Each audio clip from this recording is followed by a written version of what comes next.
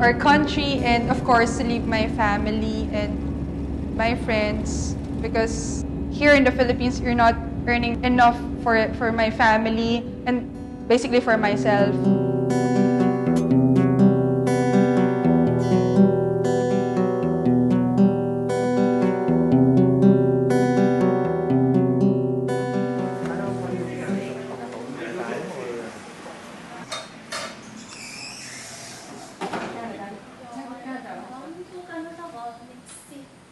I hoped at the beginning na sa Pilipinas ako kasi wala akong kapatid. So, the idea na makasweldo lang ako, ma-provide ko yung pangangailangan ng parents ko, okay na. Pero nung nakita ko yung opportunities abroad, tapos yung sitwasyon natin sa country natin, I decided to leave.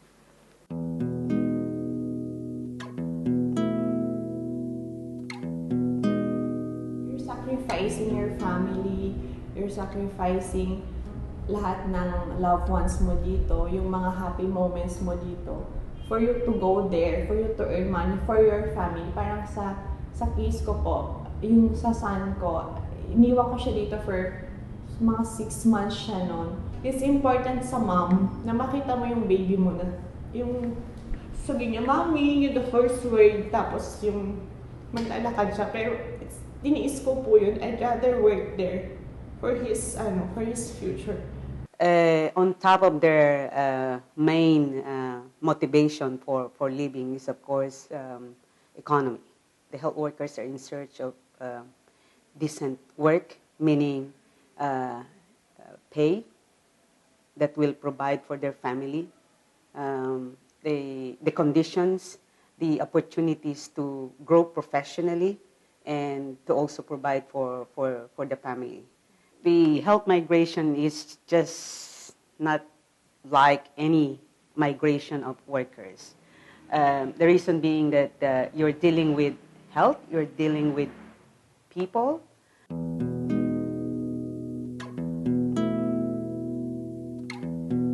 If we consider the European situation, there is calculation which are showing that in 20 years' time there is a rather big in general shortage of healthcare professionals in Europe. Only recent years we have been receiving migrants. It's a new phenomenon, and the migration is increasing, and the fact is that we are facing a shortage of trained personnel within a few years. Already now, actually. There has been a calculation that from the ministry that we need 20 to 60,000 workers more within 20 years. So one of the solutions might be migration. If you look purely at the demographics in Europe and many other developed countries, you can very easily project an increase in the need for healthcare, because there will be a growing elderly population which will make much more demands on healthcare provision. So increased need for healthcare will be there. The current education system is not producing enough professionals. This is because of the fact that also the European healthcare professionals are moving to other countries, like from Europe to America, and from Eastern Europe to Western Europe, and so forth. This is really a very complex situation, which is seemingly going to continue, and we don't have any good solution for that at the moment.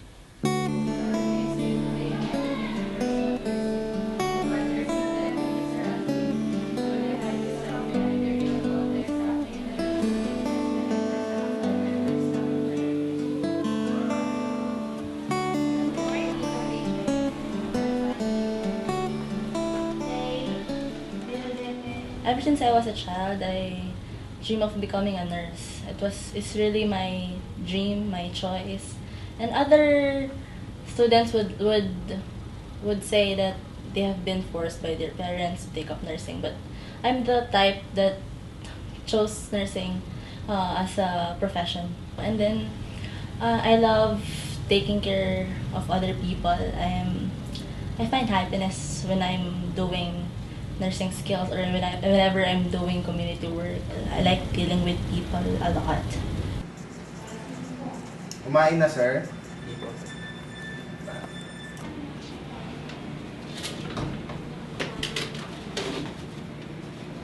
Tingin ko po kasi calling din siya.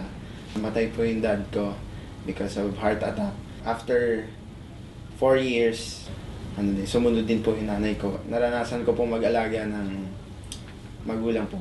Kaya yun, sabi ko po kasi pag nag-nursing po ako, parang nagagamit ko din po yung nalalaman ko ngayon sa nursing sa ibang tao.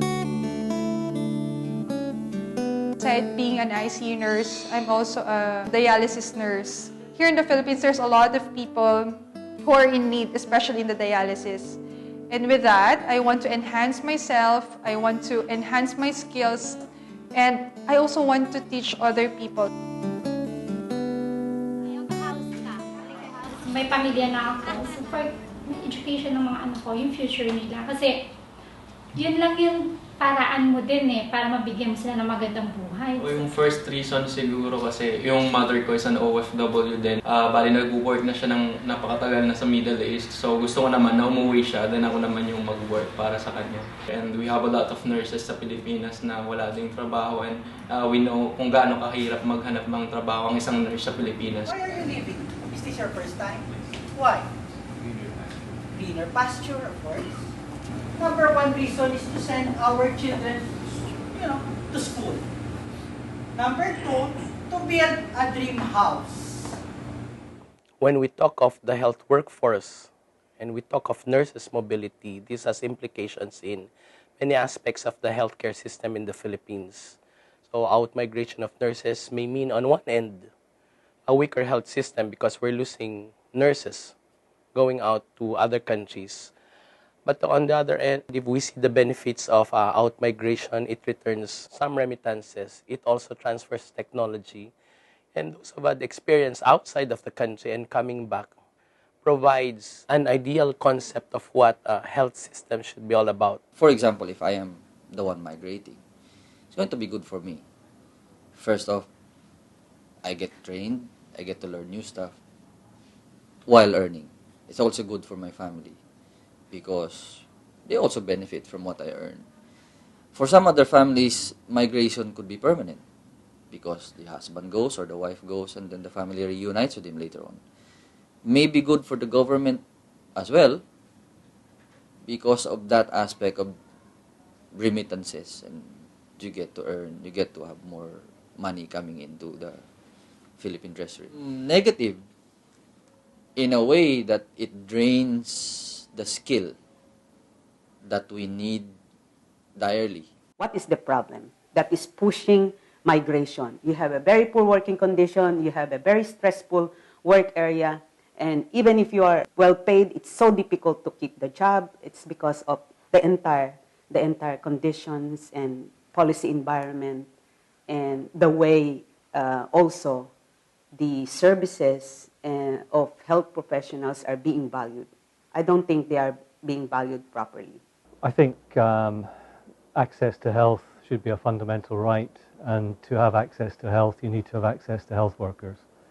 So when you begin to look at the dynamics and movements of health workers, either within countries or between countries, I think it's very important to have a good understanding of how that is shifting and moving, because it can either contribute to enabling access to health or it can undermine access to health, depending on the movements. All partnerships with other countries should go through a bilateral agreement. There were times when we've had direct recruits here in the Philippines, just heard of interviews being done in hotels. We've had mission visits here in the Philippines, visiting our own hospitals, and after the visit, we have 40, 50, 80 nurses being recruited by the visitor, and that's bad. So we said that if we really want to go to ethical recruitment, it should be through a bilateral agreement, a country to country, a department to a department, a ministry to ministry. Europe in general, we are more worried about what is ethical or not, what it is not so much in practice, but how does it sound like, and what we think it is without actually connection to the practice and real life. Actually, we are not dealing with recruitment in Asia with the same aspects as we have been talking about immigration from Africa, where there is the whole societies to build, and there are still a lot to do to bring up the educational level and things like that. The nurses in the Philippines, they are very well educated already, and there is no lack of nurses in the Philippines.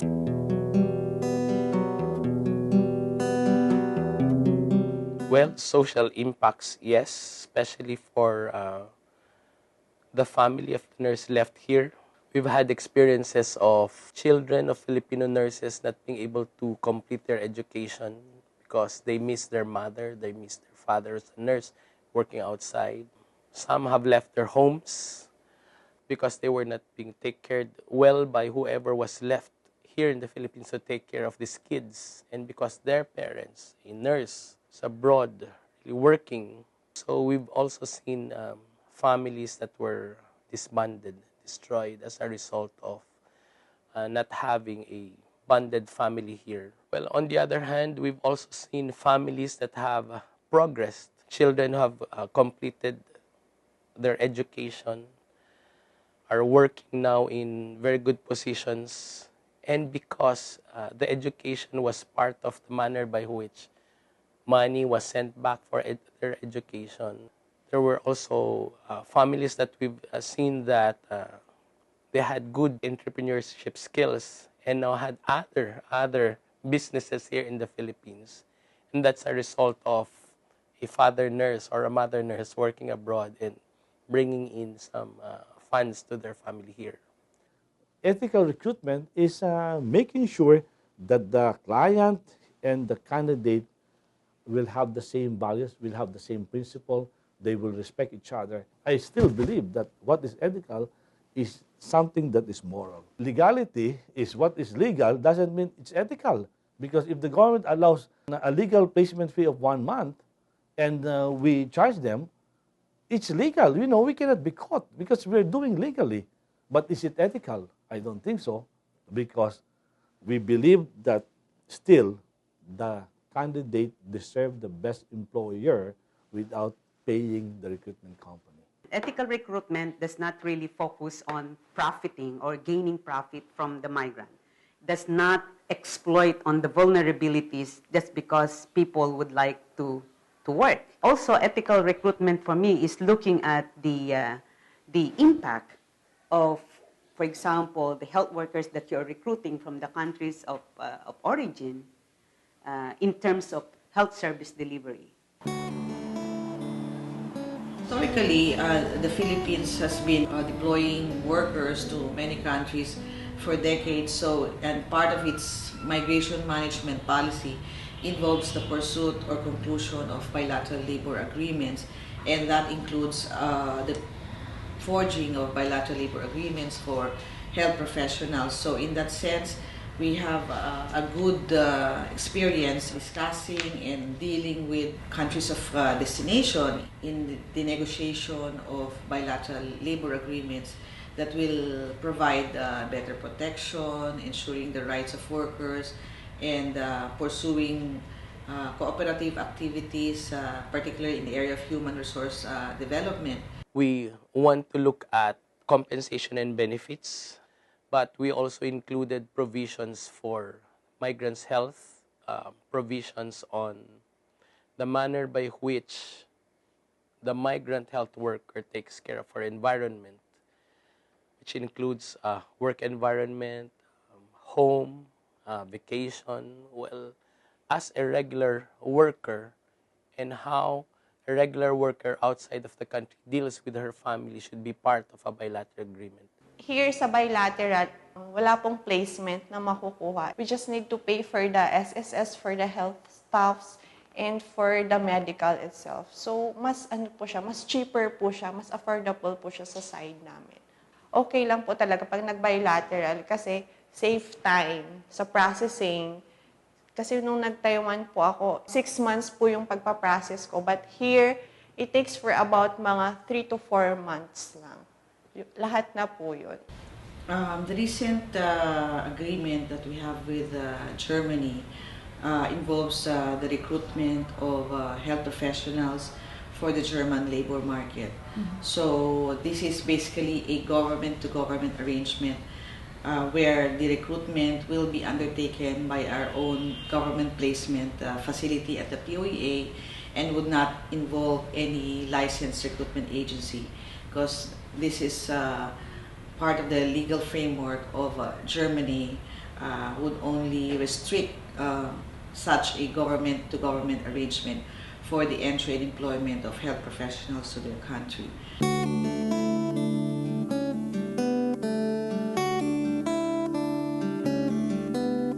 We send our senior consultants, senior managers to visit those countries where these companies are, make sure that we meet them, we see their structure, we see if we have the same values, the principles in business, how they treat their people, what is their accommodation. We do our investigation. We don't let the government do that for us because we are a proponent in market research and market penetration. And the most important thing for us is to penetrate that market and make sure that we have the right company. We have very, very seasoned consultants and managers that has the same knowledge in the industry that our clients are in to make the final interview and assess the quality of that candidate. We define the criteria, the timetables for recruitment, and every step on the way until they become either licensed practical nurses in Finland or registered nurses here. And it requires a lot of cooperation and often is based on a long-term relationship with the employer. This is essential for the trust and also in order to make sure that we truly understand one another and the workplaces that the recruits will be placed into. We always have 3 parties in the process, and we also have a steering group for each process so that we can monitor the development of the recruits. So there is the employer, the client, us, the recruiter, and also the institute or school that provides the professional training in Finland. After a certain period of time, people graduate and then they are formally equipped for work in Finland. Qualifications na sinabi sa amin is, number 1, you have experience abroad. And second, you have this language proficiency, kung agree ka na mag-undergo ng training nila sa language. And I agreed with that. And then, yun lang. Recruitment agencies play a key role in the protection of our workers because they are the ones who recruit the workers, so they're supposed to ensure that the terms and conditions of employment that will be offered by the employers are at par or even if above the minimum standards set by the POA. So on the protection aspect, they really are the basic player in ensuring that the nurses will be living under decent terms and conditions of employment, ensuring that the nurses possess the proper qualifications, technical competence that they need as required by the employers.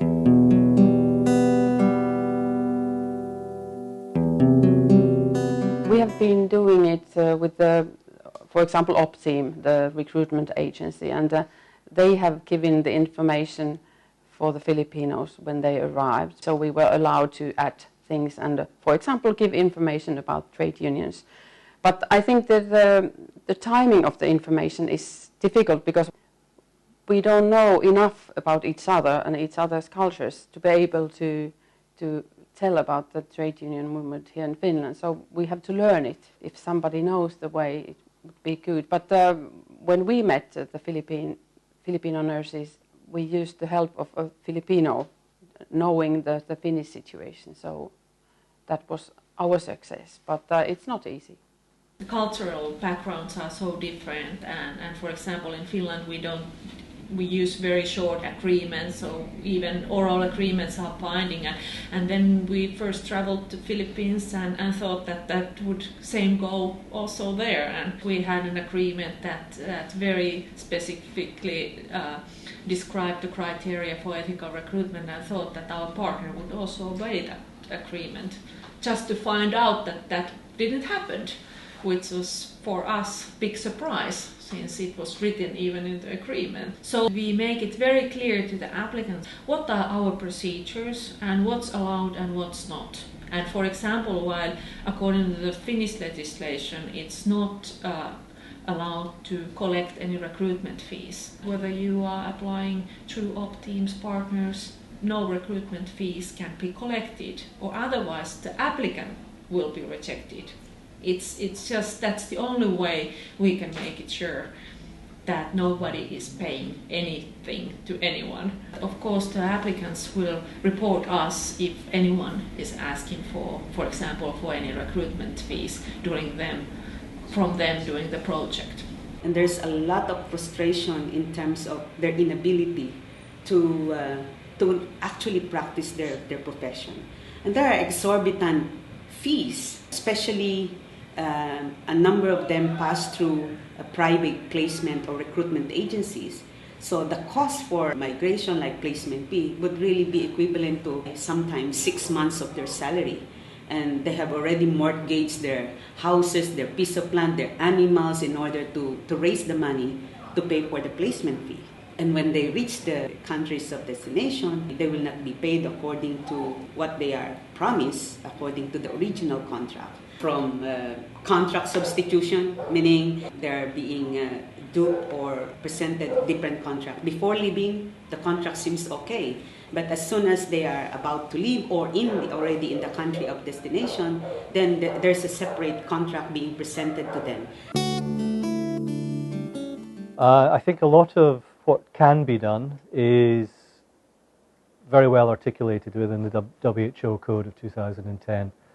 Firstly, I think there's a recognition that the more developed countries should be looking to be in a situation where their own health workforce is sustainable. So they have a guaranteed future supply. They do not have to rely over much on the vagaries of international labour markets.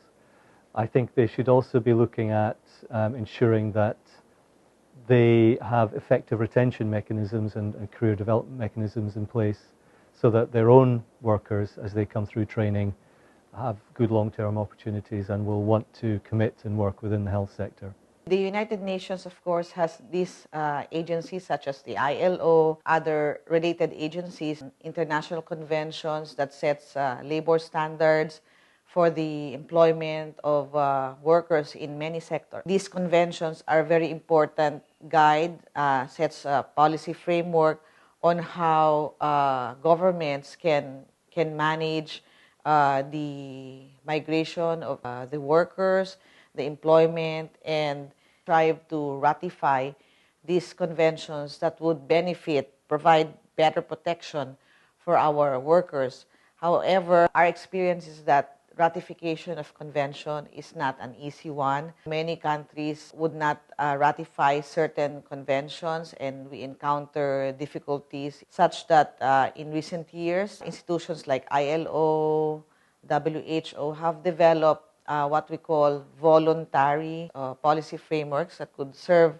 the purpose on how we could better deal with the issues and concerns of migration and employment of workers, including health professionals. We have started by recognizing the problems in the recruitment process. And after we have made this process, we are going to get ideas from different actors and stakeholders about the possibilities to solve these problems in our recruitment process. One key element is training of working units and, for instance, hospitals or healthcare centers to understand what it means to work with people from other cultures. It's a big question for the leaders, the managers of healthcare units.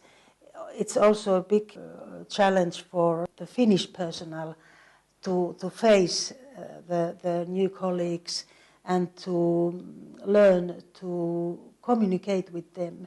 We see, for instance, that there is a problem in those working places where there are immigrants working.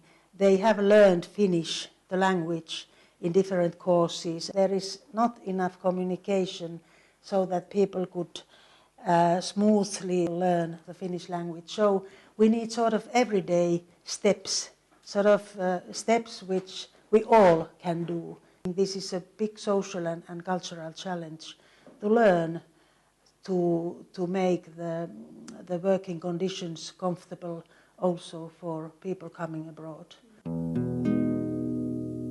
Nung dumating kami dito, umuulan. Yan lang, medyo nag-adjust kami sa weather. Sa language, syempre, ang hirap kasi ng language, saka yung tinuro sa amin din sa Pilipinas. Bali, nakatulong din talaga yon. Maganda dito kasi safe siya na country, peaceful, may sistema. As long na mag-abide ka dun, you will never go wrong. Basta ayos ka lang. Pero you have to observe the rules. Kailangan namin mag-adjust. And they are not as open as we are. So, kailangan tansyahin mo muna yung taong kausap mo. Hindi basta-basta inaas. May asawa ka na, may anak ka na. Sa kanila medyo private. So, good na na-brief kami. Kasi hindi namin alam kung nakaka-offend na kami the way we speak, the way we act. Adjusting to a different environment. Yes, they have 4 seasons, but they have also 4 climates every day. We have patients ranging from 0 to 110 years old. Trainings, they call us up for study days, even for as simple as operating the glucose machine. You have to undergo training before you're allowed to use it. We have mentors. That's the best thing that we had. They always follow us. They advise us what to do. Hindi lang sa work site. Tinuruan din nila kami sa outside work. Sa family matters, sa pag-intervene, kapwa-tao. Difficulties would be the language, the different dialects we have, and of course the culture itself. The way Finnish people are, we are not the most talkative people, but we could be friendly and we might like you even if we're not talking so much. Other difficulties could be the climate, the weather, having cold winters, a lot of snow. It's a challenge for us as well. The work itself could be different than what you expect the foreigners is expected. There might be a lot of things they have not been doing before, and they would have to learn to do when they're working in Finland. In the Nordic countries, the job description is very different from that in many other countries. So it's individual decision making, not only taking orders or commands, doing what you are asked to.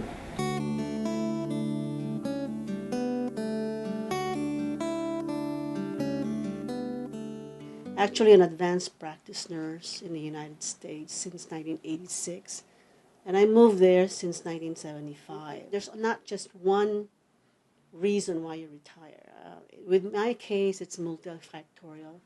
My mother lived with me for many years, 10 years, and she has some dementia, and I felt like I had to take her back home because I have 2 other sisters here in the Philippines.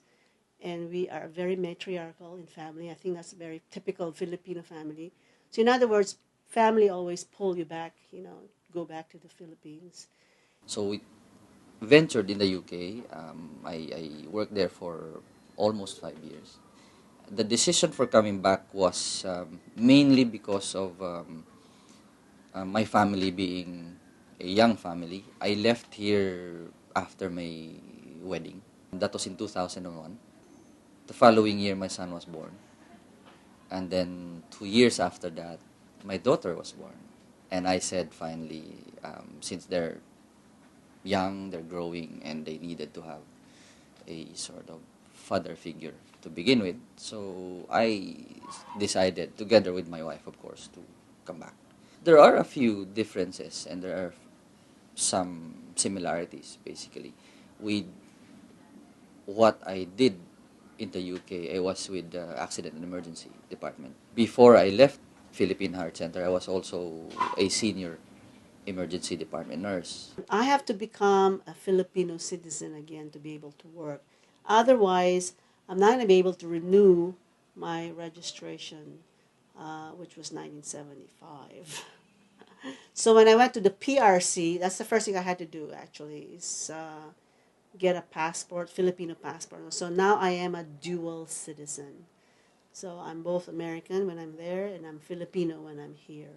You know, the adjustment about the healthcare system itself. Because in the United States, everything is computerized. Here, you have to write everything down. I haven't used a pen in the United States in the hospital for like 5 years while I was working there. Because everything is computerized. Wherever I go, I can get into the system to chart. The technology is really way behind here. And that's a big adjustment. I feel that as a faculty, I have to maintain my educational commitment. In other words, I have to attend conferences, be members of the, my professional associations.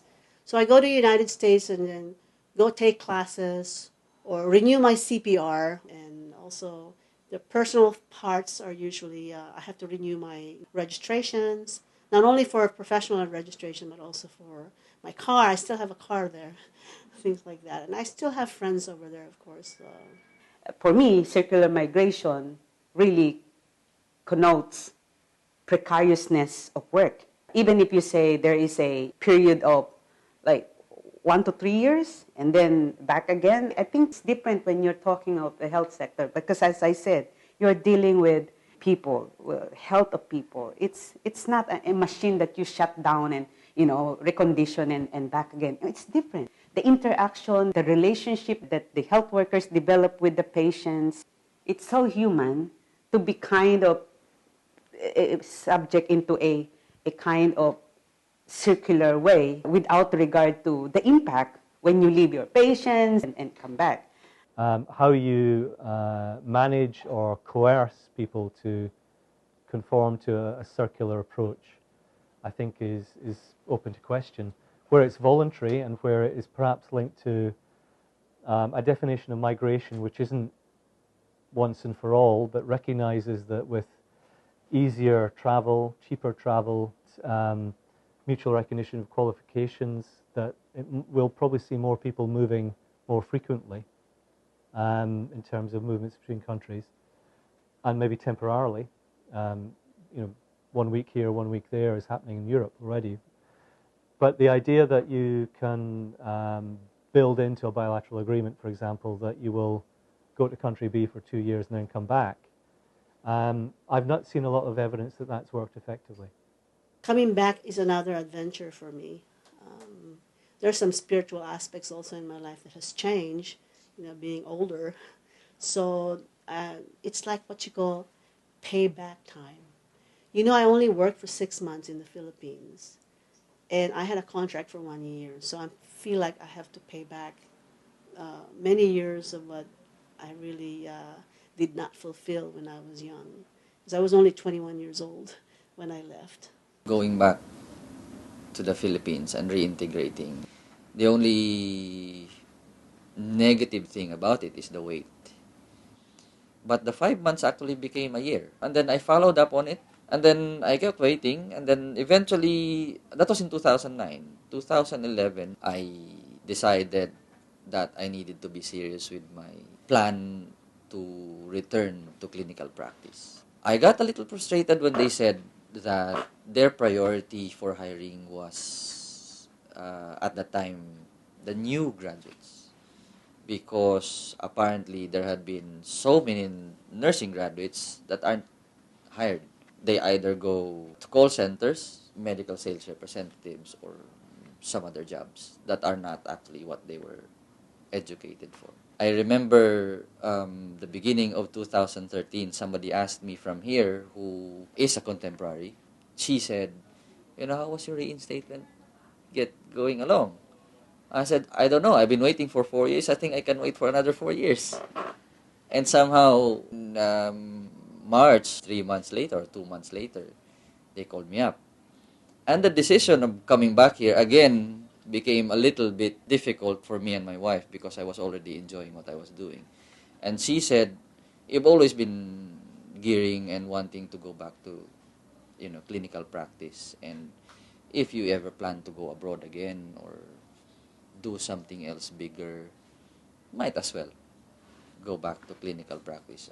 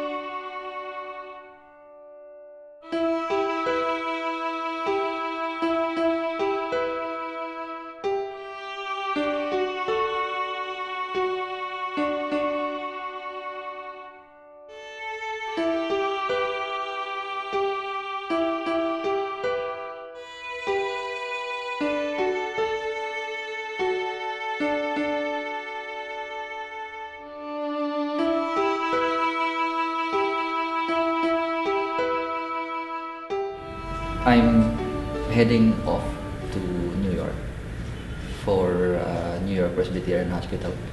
I'm gonna be working as a staff nurse in the surgical intensive care unit. It's been 7 years since I applied for it the first time. I almost forgot about it, and somehow the process of or the visa process is actually moving again.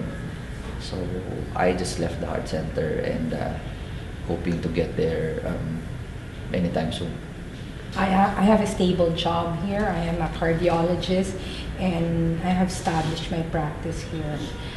But I think looking at us being a family, I will give it a chance first. I can go on a leave first and then we'll see.